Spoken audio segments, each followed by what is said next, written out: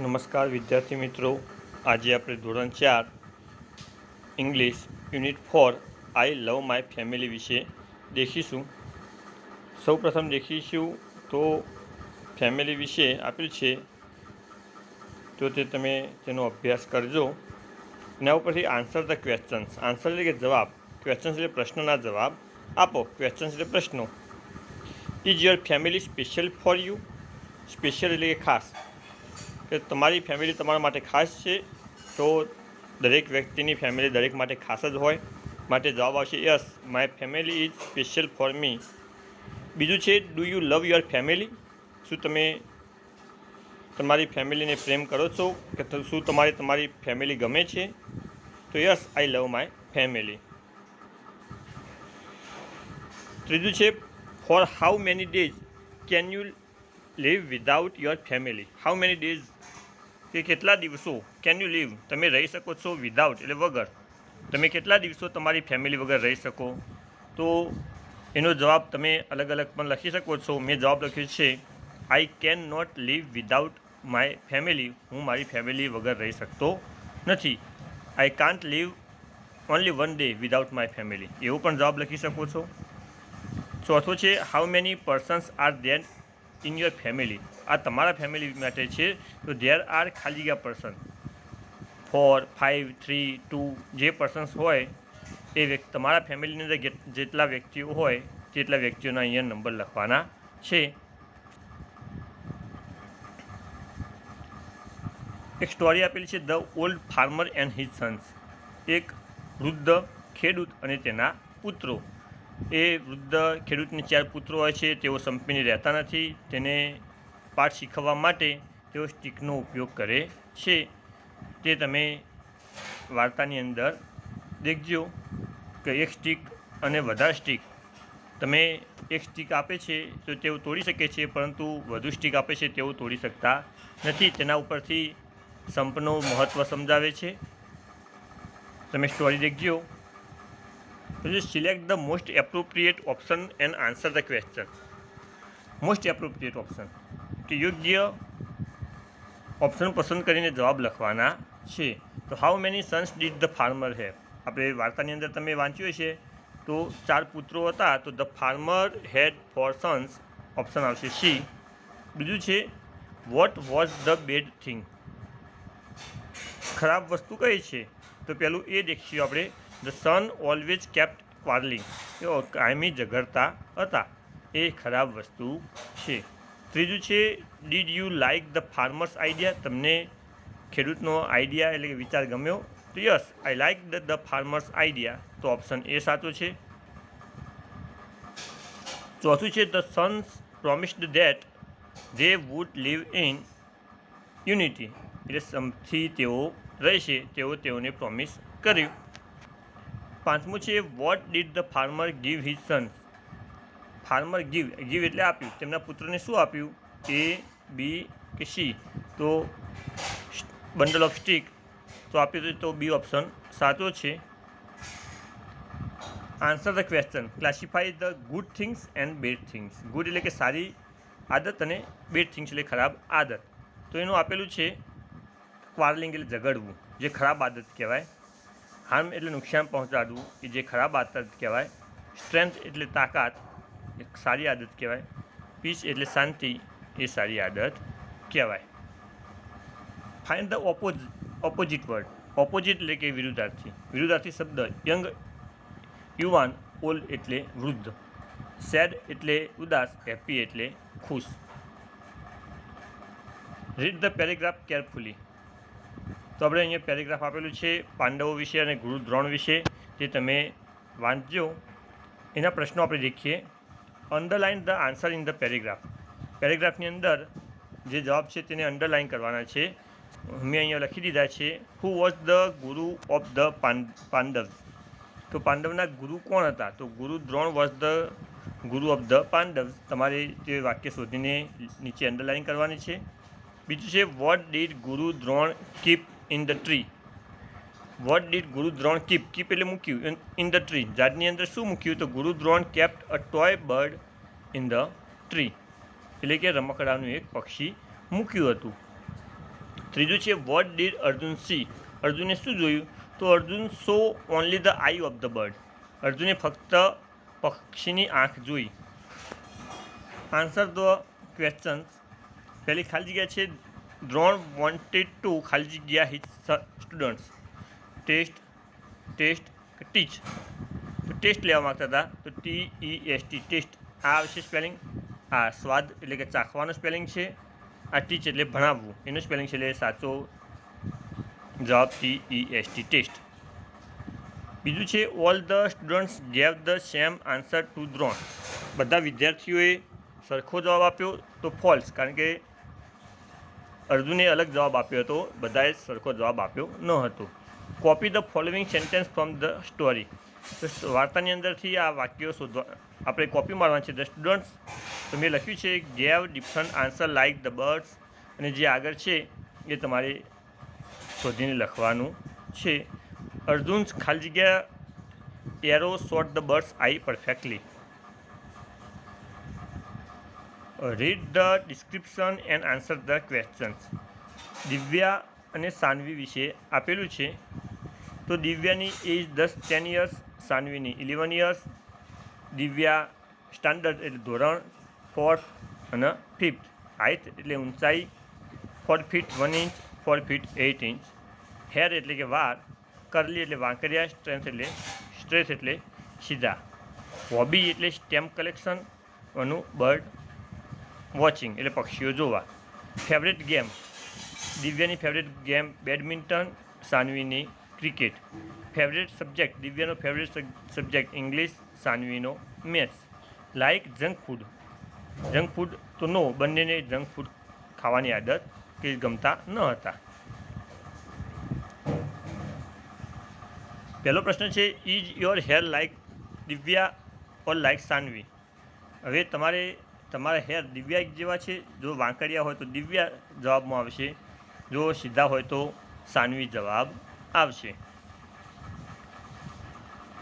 Who is in standard 4th. આપણે દેખ્યું હતું ટેબલની અંદર કે દિવ્યા ધોરણ 4ની અંદર હતી.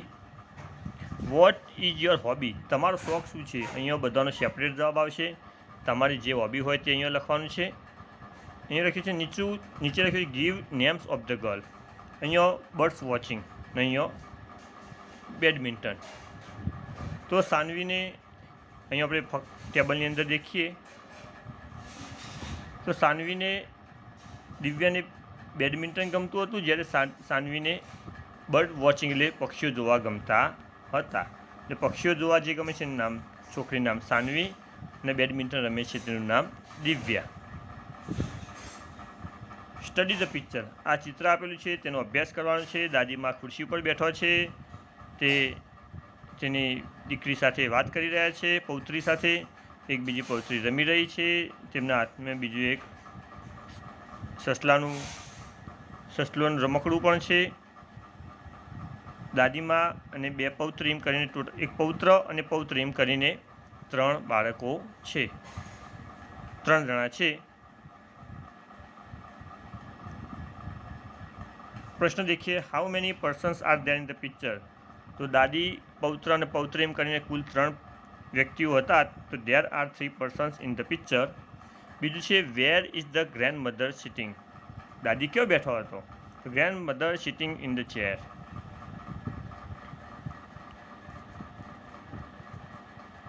Vote is the grandmother doing, દાદી શું કરી રહ્યા હતા? દાદી બાળકો સાથે વાત કરી રહ્યા હતા, talking with children. The grandmother is, અહીંયા ઇઝ લગાવજો, પ્રત્યે ઇઝ લગાવવાનું છે. અહીંયા ઇઝ ટોકિંગ વિથ ચિલ્ડ્રન.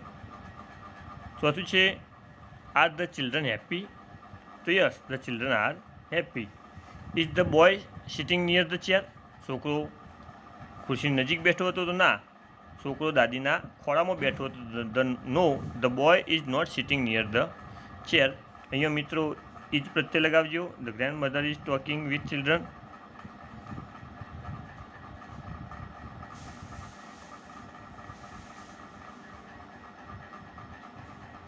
અહીંયા ફાધર વિશે આપણે લખવાનું છે. તો ધેર આર ખાલી જગ્યા પર્સન્સ ઇન માય ફેમિલી. તો મારા ફેમિલીની અંદર કેટલા પર્સન્સ બહુવચન કરજો અને કેટલા વ્યક્તિઓ છે તે તમારે લખવાનું છે. માય ફાધર્સ નેમ ઇઝ ખાલી જગ્યા, તમારે પિતાનું નામ લખવાનું છે. હી ઇઝ ખાલી જગ્યા યર્સ ઓલ્ડ, તેઓ કેટલા વર્ષના છે તે તમારે અહીંયા ઉંમર લખવાની છે તેમની. હી ઇઝ અ ખાલી જગ્યા જે તેઓ જોબ કરતા હોય તેના વિશે લખવાનું છે. He is short and good looking, અહીંયા શોર્ટ શબ્દ વાપરે છે, તમે ટોલ પણ કહી શકો, નીચા હોય તો શોર્ટ, ટોલ એટલે કે ઊંચા. He goes to work around 8 AM, returns home by 6 PM, my father is my role model. તો તમારા પિતા જેટલા વાગે કામે જતા હોય અને પાછા આવતા હોય તે મુજબ તમે સમયનો પણ ફેરફાર કરી શકો છો. ચિત્ર આપેલું છે, એના ઉપરથી નીચે ફકરો પણ આપેલ છે તે તમે દેખો તો એના ઉપરથી આપણે on, in, under, in, to, behind, over, કોઈ વસ્તુની ઉપર અડીને હોય તો ઓન, જેવી રીતે આ ચકલી છે માળાની ઉપર એટલે કે ઓન વપરાય. ઇન એટલે કે ની અંદર હોય, કોઈ બોક્સની અંદર કોઈ વસ્તુ હોય તો ઇન વપરાય. અંડર એટલે નીચે, કોઈ ટેબલની નીચે કંઈ વસ્તુ હોય, ઝાડની નીચે કંઈ હોય તો અંડર વપરાય. ઇન ટુ ગતિ દર્શાવતું હોય, કોઈ બોક્સની અંદર જતું હોય તો ઇન ટુ વપરાય. બિહાઇન્ડ એટલે કે પાછળ, કોઈ વસ્તુની પાછળ હોય. ઓવર એટલે ઉપર પણ અડેલ ન હોય તે માટે ઓવર આપણે વાપરીશું. પહેલું છે અ બર્ડ ઇઝ ખાલી જગ્યા ધ બર્ડ હાઉસ, પક્ષી ઘરની ઉપર, પક્ષી તો ઉપર છે માટે કોણ આવશે. હવે દેખીએ ધ ગર્લ ઇઝ ખાલી જગ્યા તો અંડર ધ ટેબલ, ટેબલની નીચે છે. અ ball is in the box, બોક્સની અંદર દડો છે.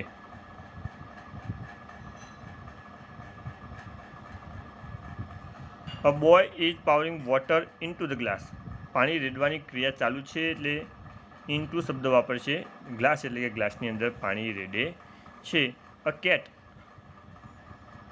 રેબિટ જેવું લાગે છે પરંતુ cat is behind the tree, ઝાડની પાછળ છે માટે બિહાઇન્ડ ધ ટ્રી આવશે.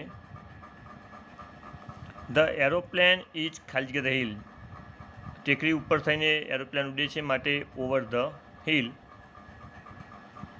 Find the Gujarati meaning of the following words from the dictionary, ડિક્શનરીથી તમારે ગુજરાતી અર્થ શોધવાના છે.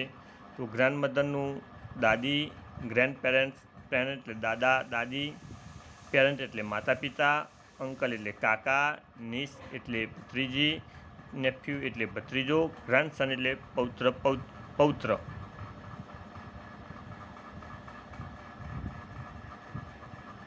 Arrange the jumble letters and rewrite the words, અહીંયા આડાઅવળા આલ્ફાબેટ મૂકેલા છે તો તેનો આપણે સીધી ગોઠવીને તેનો સાચો સ્પેલિંગ્સ બનાવવાના છે.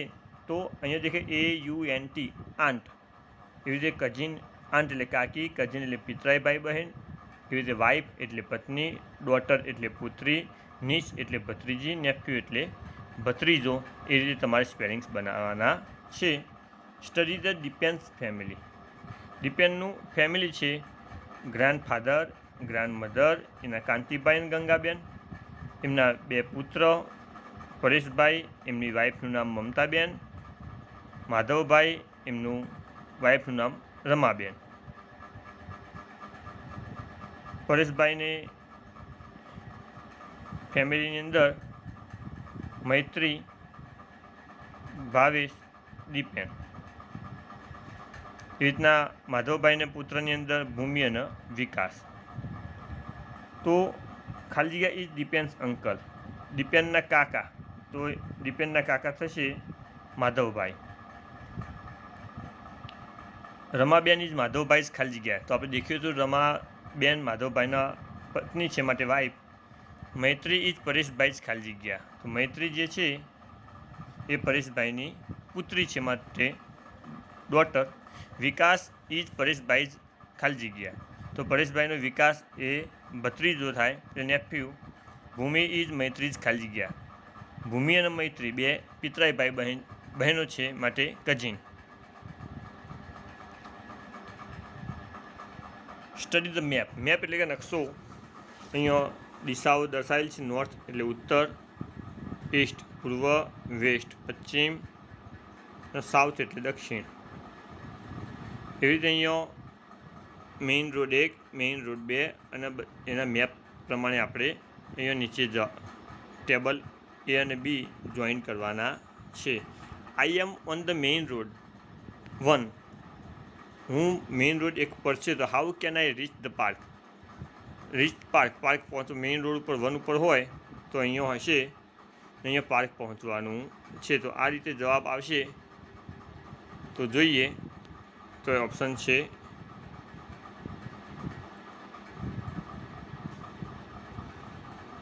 C.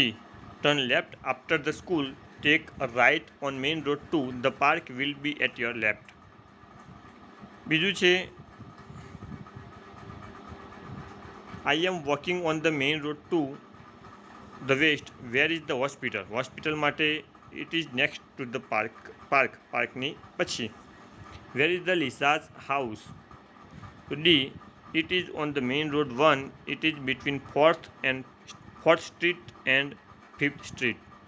ચોથું છે I am at the temple. Where is the bank? It is in the front of the temple. In front of ની સામે, મંદિરની સામે. એવી રીતે fill in the blanks and speak about my mother. My mother વિશે લખવાનું છે. તો માય મધર્સ નેમ ઇઝ ખાલી જગ્યા તમારા માતાનું નામ લખવાનું છે. હિઝ એજ એટલે કે ઉંમર, તેમની ઉંમર કેટલા વર્ષ છે તે લખવાનું છે. She is tall/short. ટોલ ઊંચી હોય તો ટોલ, નીચી હોય તો શોર્ટ. શી ગેટ્સ અપ ખાલી જગ્યા o'clock. જેટલા વાગે ઉઠે 6 વાગે ઉઠે 6 AM, 6:30 AM. એ રીતે તમારી જેટલા વાગે ઉઠતી હોય એટલા વાગ્યાનું તમારે લખવાનું છે. શી પ્રિપેર ફૂડ ફોર અસ. તે અમારા માટે ખોરાક બનાવે છે એટલે કે રોધે છે. શી વર્ક્સ ધ હોલ ડે. આખો દિવસ કામ કરે છે. શી ટેક્સ કેર ઓફ મી. તે મારી કાળજી રાખે છે. આઈ લવ માય મધર. મારી માતાને હું પ્રેમ કરું છું કે મારી માતા મને ગમે છે. પ્રશ્નો છે what is your mother's name. તો માય મધર્સ નેમ ઇઝ ખાલી જગ્યા. ખાલી જગ્યા એટલા માટે રાખી છે કે તમારી સૌની માતાનું નામ હોય તે તમારે લખવાનું છે. What is her age. Her age is ખાલી જગ્યા યર્સ ઓલ્ડ. તો જેટલા વર્ષની તમારી માતા હોય તેટલા વર્ષ લખવાના છે. What is her favourite food. તેનું જે ફેવરેટ ફૂડ હોય તેના વિશે લખવાનું છે. What is her parents house. તમારા મામાનું ઘર જ્યાં હોય ત્યાં લખવાનું છે. What does she do when she is free. જ્યારે તે ફ્રી હોય ત્યારે શું કરે? તો દરેક અલગ અલગ કરતા હોય. તો when she is free she listen music. મેં જવાબ લખ્યો છે, તમે અલગ અલગ જવાબ પણ લખી શકો છો. થેન્ક યુ મિત્રો.